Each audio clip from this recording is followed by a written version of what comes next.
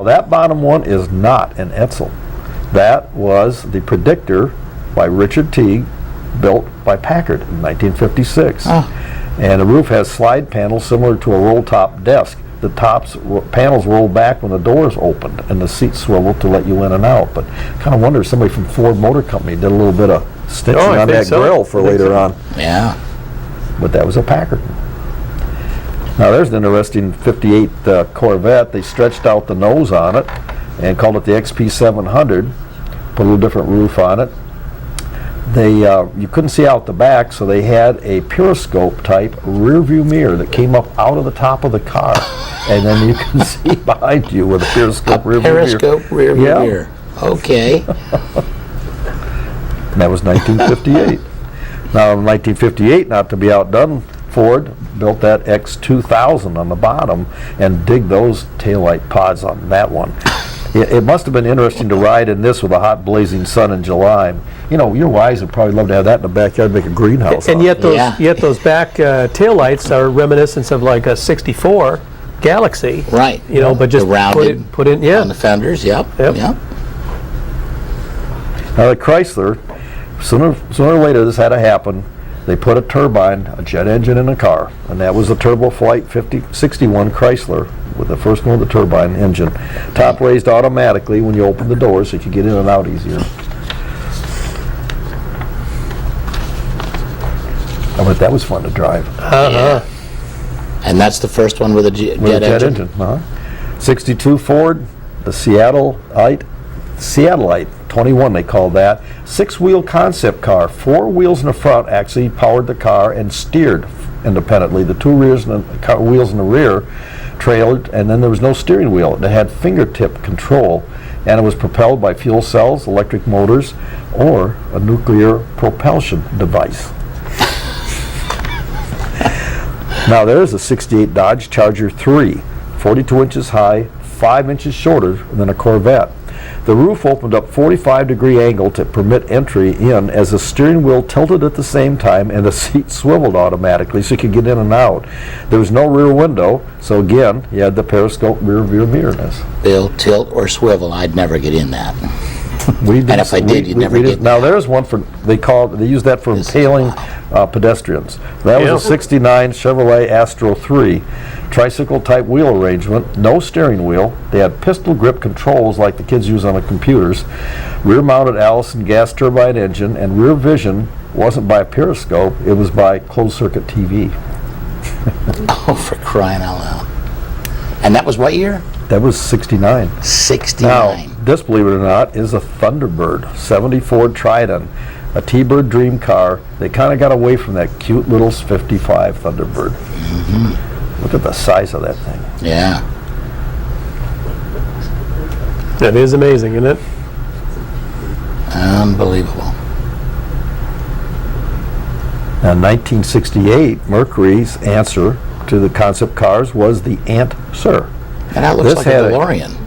This had a huge electronic map on the passenger side, which took up the entire half of the dashboard. The doors slid outward and slid back like the vans do today, and the seats were pumped up with air. Well, kind of like the Lombard thing that you got today. Now, here's for the motorcycle guys. A 682 GM lean machine. 1 wheel in the front, 2 in the rear.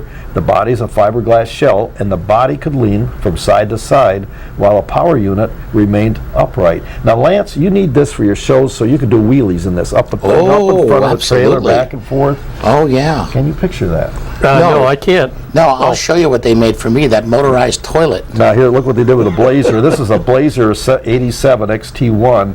The vehicle would drop down for easy entry and then lift back up again like the buses today. It was 4-wheel drive, but no steering wheel. It had airplane controls in it, similar to the planes I used to fly back in the 70s. Look at those. That's what it is. Now, what year was this? That was 1987. In 87, okay.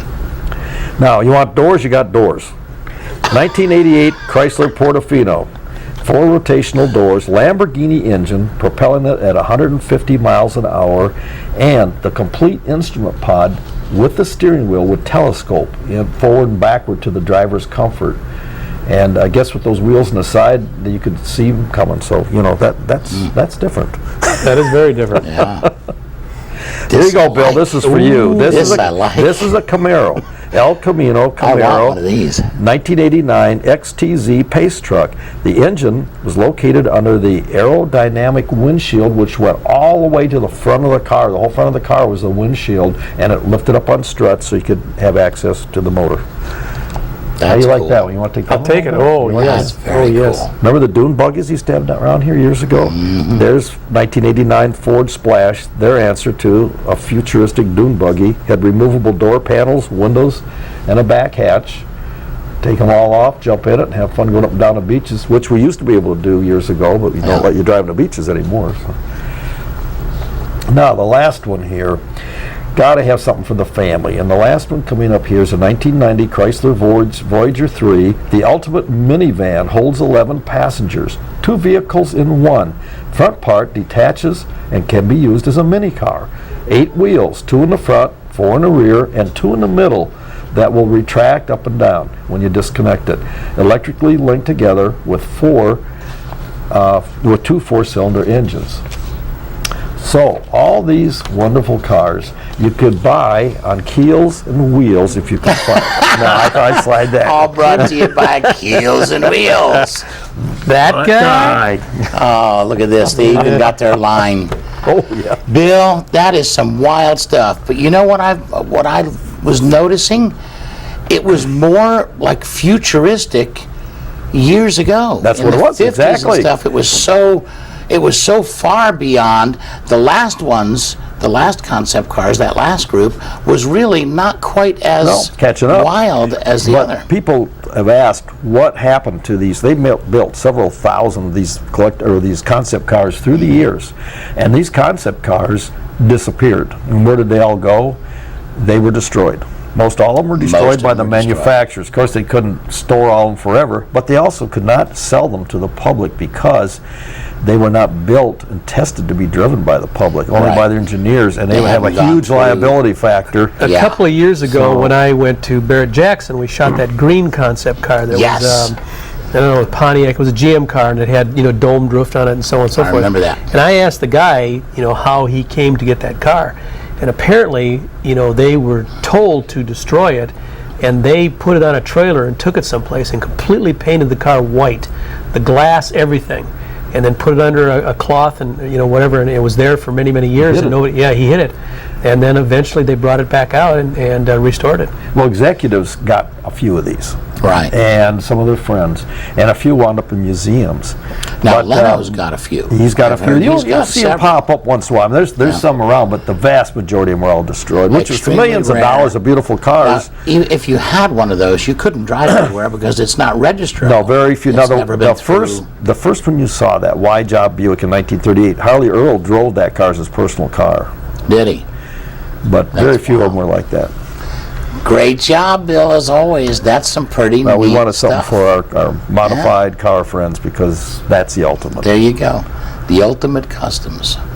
All right, we're going to take a little break here. A word from our sponsors. Don't go away. We'll be back in, as Bill has corrected me, 3 minutes. Junior's Trim Shop in Venice. Our award-winning interiors have been applauded locally and nationally.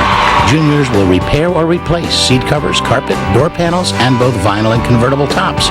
Our experts have more than 40 years of experience and specialize in original, antique, and custom automobiles, boats, and aircraft. For quality craftsmanship at a reasonable price, call Junior's today. 493-1840. That's 493-1840.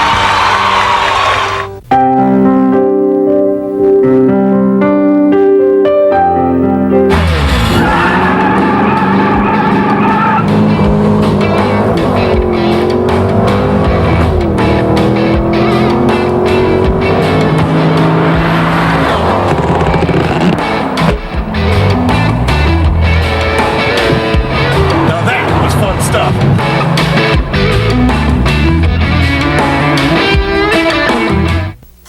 Friendship Hearing Aid Centers with offices in Venice, Inglewood, and now Sarasota offer free comprehensive hearing tests and video ear inspection. Friendship Hearing offers the best guaranteed prices on top quality hearing aids. 100% digital hearing aids programmable by the computer start at only $8.99. Friendship Hearing